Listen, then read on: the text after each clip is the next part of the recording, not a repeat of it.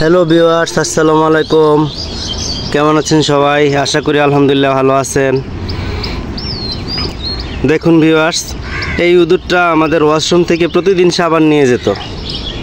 তাকে শুটকি দিয়ে বা কোনো ফাঁদ দিয়ে ধরা যাচ্ছিল না। আজকে তাকে আমি ধরছি কীভাবে জানেন? আজকে সাবানের টোপ দিছিলাম তাকে, খাঁচার ভিতরে সাবান দিছিলাম। তার যেহেতু সাবান প্রিয়, এখন সাবান খেতে এসে সে ধরা পড়ছে।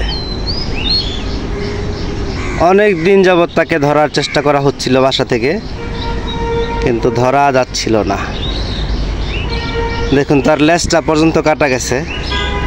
আজকে সে শেষ। 7 দিন আর গৃহস্থের 1 দিন। আজকে তুমি মজা বুঝবে।